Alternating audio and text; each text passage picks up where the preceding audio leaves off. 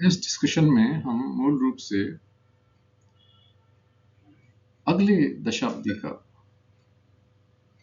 मुख्य कौशल यानी तकनीकी साक्षरता पर बात करेंगे, जिसका अर्थ है कि जीवन और कार्य में बढ़ती जो टेक्नोलॉजीज हैं, जो एमर्जिंग टेक्नोलॉजीज हैं, उनको समझने, उनका मूल्यांकन करने, उनका उपयोग करने और उनको अपने अनुसार अनुकूलित करने की क्षमता। हम किस प्रकार उन टेक्नोलॉजीज का प्रयोग करके अपने लिए एक उन्नत मार्ग बना सकते हैं, हम आगे बढ़ सकते हैं। और ये सारे देशों पर, सारे संस्थाओं पर लागू होता है, सारे ऑर्गेनाइजेशंस पर लागू होता है। इसमें उपकरणों के उपयोग से आगे बढ़कर नैतिकता, सतर्कता, तर्क और नवाचार परिस्थिति तंत्र को भी शामिल किया गया है। यानी नवाचार लगातार रूप से, सतत रूप से आवश्यक है और प्रौद्योगिकी संचालित दुनिया में सभी पेशेवरों के लिए आवश्यक है, चाहे कोई डॉक्टर हो, चाहे वो इंजीनियर हो, चाहे कोई बिजनेसमैन हो, या किसी भी कैटेगरी का प्रोफेशनल हो, कोई मैनेजर हो या व्हाटएवर, व्यक्तियों को अनुकूली और समावेशी विकास के लिए तैयार करता है। और अब जो आगे हम बात करेंगे वो बेसिकली जो 10 मूल दृष्टियां हैं उनके बारे में बात करेंगे। सबसे पहले तकनीकी साक्षरता की नींव क्या है। आप आधारभूत डिजिटल प्रवाह विकसित करें, जैसे ईमेल, क्लाउड टूल और सहयोगी प्लेटफॉर्म सब लोगों को यूज करना आना चाहिए। समग्र डिजिटल जागरूकता के लिए प्रणालियों, एल्गोरिथम और डेटा प्रभाव को समझें कि डेटा किस ओर जा रहा है, वो रेलिवेंट है, रिडंडेंट है, यूजलेस है या जंक है।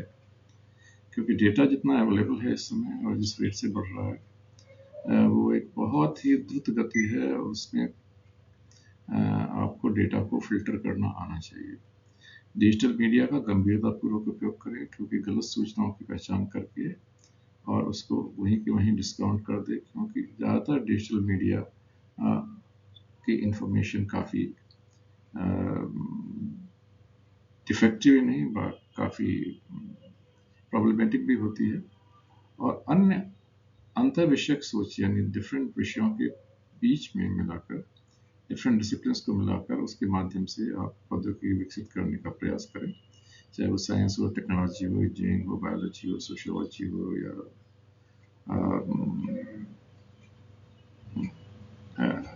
लीगैलिटीज हो। और उभरती प्रौद्योगिकी के साथ निरंतर अनुकूलन को अपनाएं, उनको जानने की कोशिश करें। मशीन लर्निंग, डीप लर्निंग, ये सब चीज़ें आज के लोगों को आनी चाहिए। सूचित सहयोग के लिए एआई की मूल बातें और मशीन लर्निंग को समझें। AR और VR, augmented reality, virtual reality को समझें।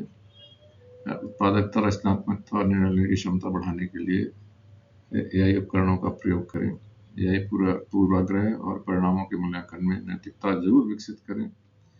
विजुअलाइजेशन और एनालिटिक्स के माध्यम से डेटा साक्षरता का प्रयोग करें और जिम्मेदार और सुरक्षित डिजिटल नागरिकता को बढ़ावा दें। और आगे बढ़ते हुए जो सबसे अहम बातें हैं उनमें सभी जो यूजर्स हैं उनके लिए सुलभ और समावेशी डिजिटल एनवायरनमेंट बनाएं और डिज़ाइनें बनाएं।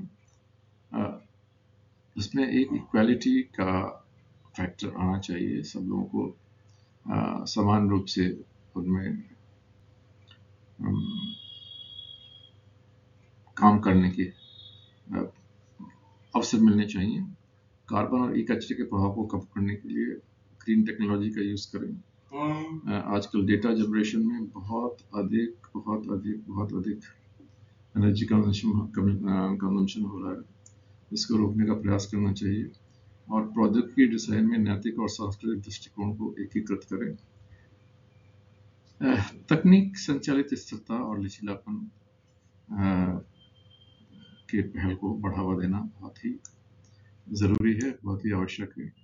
आने वाले समय में मानव और AI दोनों सह विकास करेंगे और भविष्य जो है इसी पर निर्भर करता है। तो आजीवन सीखने की कला को अपनाएं और तकनीकी पुनर्निर्माण में संलग्न रहें।